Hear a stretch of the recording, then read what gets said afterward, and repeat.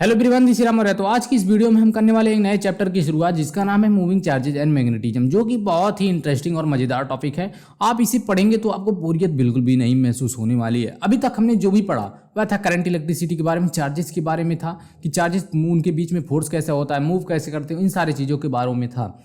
लेकिन आज हम जो स्टार्ट करने वाले एक फ्रेश और न्यू चैप्टर को, जिसका नाम है मूविंग चार्जेस एंड मैग्नेटिज्म। तो अभी जिसने भी पिछले चैप्टर्स को कवर नहीं करा है तो उनके लिए कोई भी दिक्कत नहीं होने वाली है। यहाँ से एक फ्रेश स्टार्ट होने जा रहा है, तो आप लोग यहाँ से भी अपनी जर्नी को स्टार्ट कर सकते हैं। तो आज हम सीखेंगे कुछ बढ़िया बढ़िया कॉन्सेप्ट। और आज हमारे जो चैप्टर्स हैं वह उस चैप्टर का नाम है मूविंग चार्जेस एंड मैग्नेटिज्म। ठीक, उसमें सबसे पहले हम जो कवर करेंगे उसमें हम देखेंगे कुछ बिहाइंड द सीन्स कि मैग्नेटिक फील्ड आखिर होती क्या है, मैग्नेटिज्म का कहाँ से कहाँ या मतलब उभर कर कहाँ से इस कॉन्सेप्ट को लाया गया। ठीक, तो कुछ हम बिहाइंड द सीन्स देखेंगे, उसके बाद हम मेन कॉन्सेप्ट पे पहुंचेंगे। आज जो हमारे टॉपिक्स कवर होंगे वह होंगे कुछ जो आपके बता सकते हैं बायोट सेवर्ट्स लॉ, और करंट कैरिंग कंडक्टर की वजह से मैग्नेटिक फील्ड कितनी आती है उसके फार्मूले को हम डिराइव करने वाले हैं। तो ये रहेगा हमारे पूरे क्लास का ओवरव्यू। और चलिए देखते हैं कुछ बिहाइंड द सीन्स की मैग्नेटिज्म से मतलब आखिर क्या है, कहाँ से यह उभर के आ गया। ठीक, तो चलो देखते हैं, कुछ इसके कॉन्सेप्ट को सीखते हैं और देखते हैं कि आगे हमें क्या देखने को मिलता है। तो यहाँ से स्टार्ट होती है बिहाइंड द सीन्स। ठीक, तो बिहाइंड द सीन्स में हम आज देख लेंगे हैं कि इसकी आखिर जर्नी कहाँ से स्टार्ट हुई। ठीक, तो चलो स्टार्ट करते हैं। सबसे पहले हम 2-3 केसेस देखेंगे जो कि आपको किस बुक में मिल जाएगी। आपको एक बुक बताया जा रहा है जिसका नाम है क्या, जो आपको एस सी वर्मा सर का बुक आपको देखने को मिल जाएगा। एस सी वर्मा सर का एक बुक है फिजिक्स का। ठीक, वॉल्यूम 1 और वॉल्यूम 2 करके आते हैं। तो उसमें जो वॉल्यूम 2 है उसमें मैग्नेटिज्म दिया हुआ है। तो अगर आप उसे प्रेफर करना चाहते हो तो बहुत ही बेस्ट बुक है। अगर आपके पास है तो आप उसे साइड में अपने खोल सकते हैं, या फिर मैं बता रहा हूँ आप बस सुनते जाइए। ठीक, तो उसमें बताया गया है कि उसके कुछ बिहाइंड द सीन्स में कि क्या होता है। सबसे पहले देखना, हमारे पास एक करंट कैरिंग कंडक्टर है। मान लो एक वायर है, इसके अंदर करंट जा रही है, इसके अंदर करंट फ्लो कर रही है। अगर हम इसके पास में एक चार्ज को रखें, हमने इसके पास एक चार्ज को रख दिया और इसमें करंट हमारा जा रहा है। तो पहला जो केस बना ना वह कुछ इस तरह से था कि इसके ऊपर, अब एक चीज तुमने नोटिस किया होगा कि जिस भी कंडक्टर के अंदर करंट बह रहा होता है उसके अंदर नंबर ऑफ इलेक्ट्रॉन प्रोटॉन, मतलब पॉजिटिव, जितने भी पॉजिटिव चार्ज होते हैं उतने ही निगेटिव चार्ज होते हैं, जिसकी वजह से यहाँ पर कोई भी एक्सटर्नल इलेक्ट्रिक फील्ड नहीं आएगा। मतलब नो इलेक्ट्रिक, यहाँ पर कोई भी इलेक्ट्रिक फील्ड डेवलप नहीं होगा। अब जब इलेक्ट्रिक फील्ड डेवलप नहीं होगा तो अगर हम इस चार्ज को रेस्ट पर रखे थे, हमने इस चार्ज को रेस्ट पर रखा था इस वायर के थोड़ा जस्ट बाद में, मतलब इस वायर है अगर यहाँ पर तो उसके साइड में हमने एक चार्ज को रेस्ट पर रख दिया, और वहाँ इस वायर की वजह से तो कोई भी इलेक्ट्रिक फील्ड है ही नहीं, क्योंकि वहाँ पर नंबर ऑफ पॉजिटिव चार्ज उतने ही नंबर ऑफ निगेटिव चार्ज हैं, दो आपस में एक न्यूट्रल, मतलब आपस में एक दूसरे से न्यूट्रल है। ठीक, तो न्यूट्रल है तो यहाँ पर उसका मतलब है कि वहाँ पर कोई भी इलेक्ट्रिक फील्ड डेवलप नहीं होगा। अब इलेक्ट्रिक फील्ड डेवलप नहीं होगा तो इस पर कोई भी फोर्स नहीं होगी। तो यहाँ से ये कंक्लूजन निकला कि जो हमारा रेस्ट चार्ज होता है ना, तो उस पर कोई भी फोर्स नहीं लगती। अगर हम एक वायर के पास एक रेस्ट चार्ज को रख दें तो वह कोई भी फोर्स एक्सपीरियंस नहीं करता है, नो फोर्स एक्ट। ठीक, रेस्ट चार्ज पर कोई भी फोर्स एक्ट नहीं करता है। यहां से एक कंक्लूजन निकला था। अब सेकंड केस को देखते हैं कि सेकंड केस क्या बोलता है। सेकंड केस यह है कि अगर हमारा कोई कंडक्टर है, इसके अंदर करंट आई जा रही है, हमने क्या करा, यहां पर एक चार्ज को फेंक कर मारा, मतलब उसे कुछ वेलोसिटी दे दी, इस पॉइंट से हमने उसे वेलोसिटी दी। हमने कहा कि इसके अंदर नंबर ऑफ जितने पॉजिटिव चार्ज होंगे उतने ही नंबर ऑफ नेगेटिव चार्ज होंगे। अब जब दोनों की संख्या बराबर है, दोनों के नंबर्स बराबर हैं, तो होगा क्या कि ये एक न्यूट्रल है, मतलब कोई भी इलेक्ट्रिक फील्ड तो यहाँ डेवलप होगा नहीं। अब इलेक्ट्रिक फील्ड डेवलप हो नहीं रहा था, लेकिन एक चीज ऑब्जर्व करने को मिली कि जब हमने उस चार्ज को वेलोसिटी देकर फेंका या फिर वेलोसिटी देकर छोड़ दिया, तो वहां पर हमें देखने को मिला यह चार्ज सीधे ना जाकर कुछ इस तरह से डिफ्लेक्ट हो गया, मतलब मुड़ गया।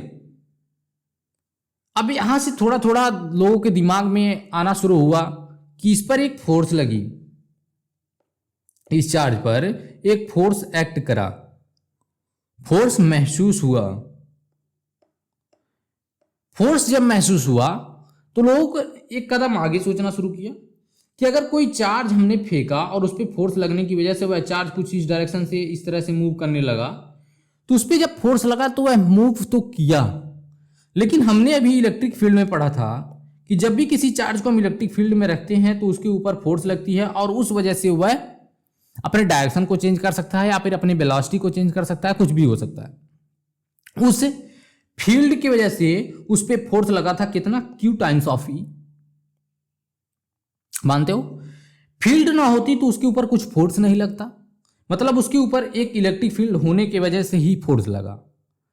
सेम वही कॉन्सेप्ट दिमाग में आई कि अगर यहां पर कोई चीज होती ना, यहां इलेक्ट्रिक फील्ड तो है नहीं, तो अगर इसके पास अगर कुछ होती ना तो वहां पर डिफ्लेक्ट होना तो था ही नहीं कुछ, मतलब चार्ज तो हमारा डिफ्लेक्ट होता ही नहीं।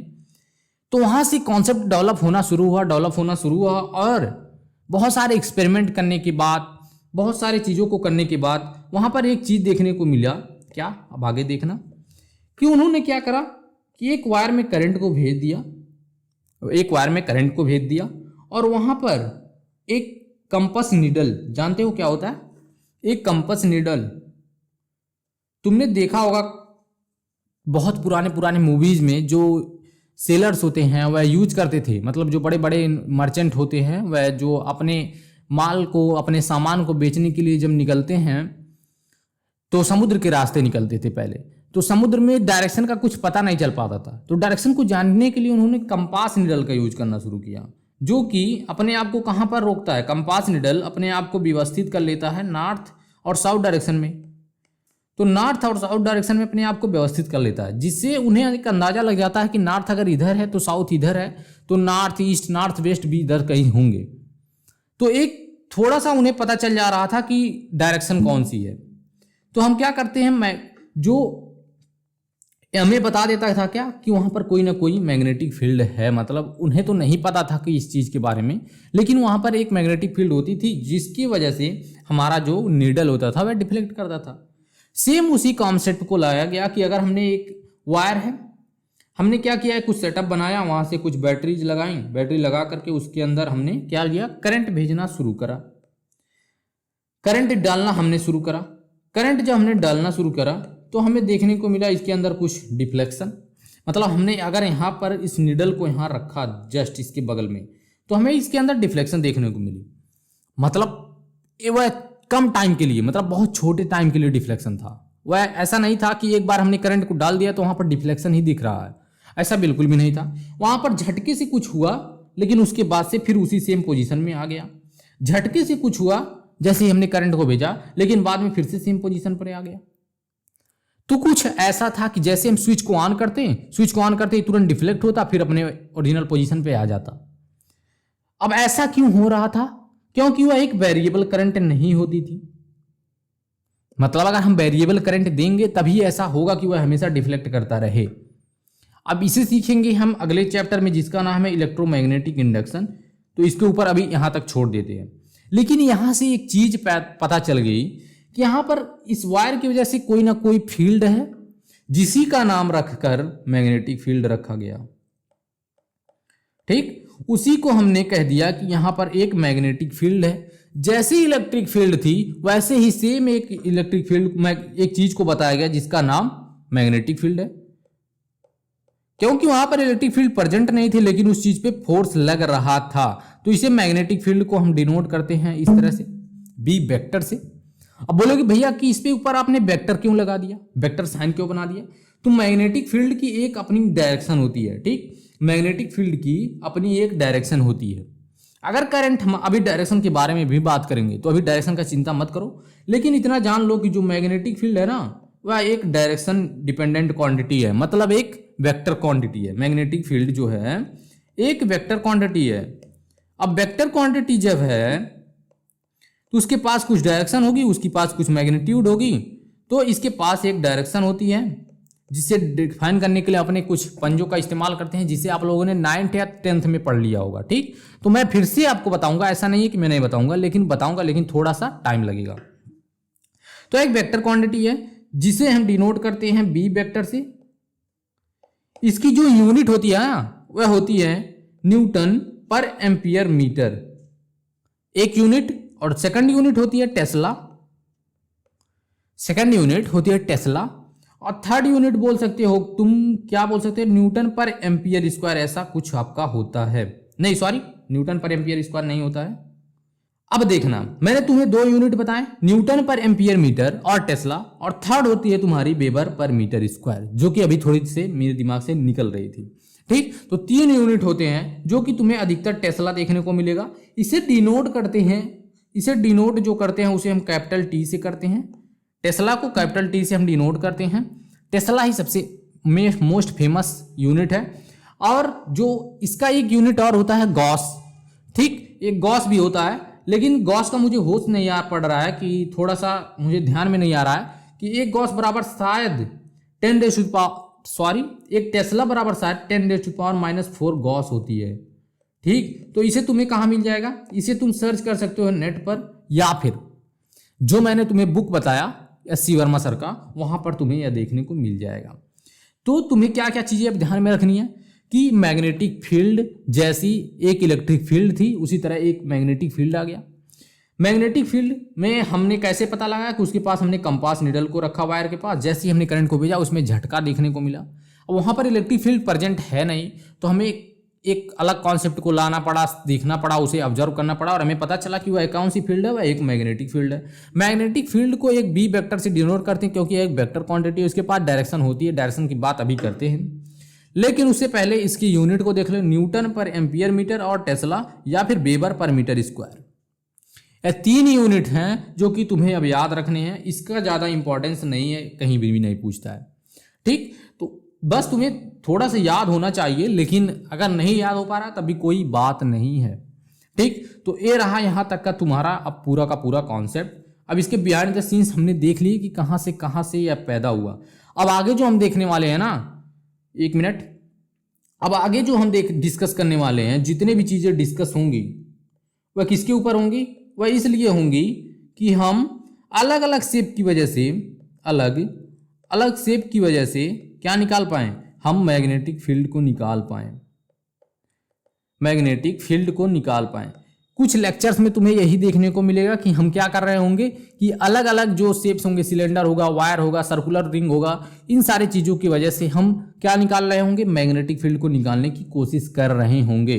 अब इन सारी चीज़ों को निकालने के लिए, जैसे सर्कुलर वायर की वजह से निकालने के लिए, सर्कुलर वायर की वजह से निकालने के लिए, और सिलेंडर की वजह से निकालने के लिए, सिलेंडर की वजह से निकालने के लिए, इन सारे चीज़ों को निकालने के लिए हम क्या यूज करेंगे, एक लॉ का यूज करेंगे जिसका नाम है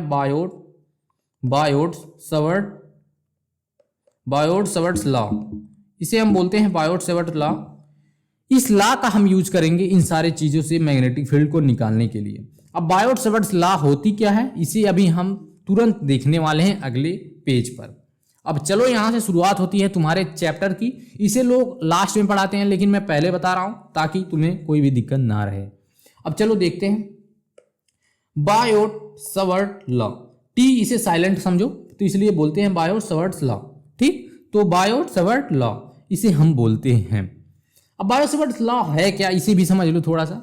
हम इसमें यूज करते हैं जो ना, वह एक एलिमेंटल, मतलब एक छोटे से वायर की वजह से यह क्या निकाल सकता है, तुम्हारे मैग्नेटिक फील्ड को निकाल सकता है। जितने भी चीज़ें अभी हम पढ़ने वाले हैं वह सब मैग्नेटिक फील्ड को निकालने के लिए ही यूज होने वाली हैं। तो यह क्या है, यह आपका यह है कि इससे तुम क्या कर सकते हो, एक छोटे से वायर, मतलब एक छोटे से कंडक्टर की वजह से यह मैग्नेटिक फील्ड निकालने का तरीका बता देता है। मतलब बायोट-सवर्ट्स लॉ जो है वह छोटे वायर से मैग्नेटिक फील्ड को निकालने का तरीका बता देता है। अब हमें जब बड़े चीज़ों से निकालना होगा मैग्नेटिक फील्ड, हम क्या करेंगे, उसे इंटीग्रेट करना शुरू कर देंगे, और इंटीग्रेट करने के बाद हमें क्या मिल जाएगी, हमारी मैग्नेटिक फील्ड मिलती रहेगी। लेकिन अभी इतना समझ लो कि ये छोटे छोटे जो वायर्स होते हैं उनकी वजह से मैग्नेटिक फील्ड निकालने का तरीका यह बता रहा है। तो हम करते क्या है, हमारे पास सबसे पहले इस फिगर को समझो क्या क्या बोल रहा है। हमारे पास एक एलिमेंटल वायर है जिसमें करंट आई तुम्हारी ऊपर की तरफ जा रही है, आई तुम्हारी ऊपर की तरफ जा रही है, और हमें इस पॉइंट से, मतलब हमने इस वायर पर एक दो पॉइंट्स लिए जिसे हम बोलते हैं डीएल एलिमेंट। मतलब हमने छोटा सा एलिमेंट लिया, टुकड़ा लिया छोटा सा, उस डीएल एलिमेंट को हम अभी डीएल एलिमेंट ही बोल रहे हैं। इसके वजह से, इस छोटे वजह से हमें जब पता चल जाएगी, हम पूरा उसे इंटीग्रेट कर देंगे और हमें पूरी वायर की वजह से निकल जाएगी। मतलब हमें एक एलिमेंटल, अभी छोटे वायर की वजह से कैसे मैग्नेटिक फील्ड निकलता है उसे समझने वाले हैं। तो यहाँ से हमें आर डिस्टेंस पे क्या निकालना है, हमें आर डिस्टेंस पे जाकर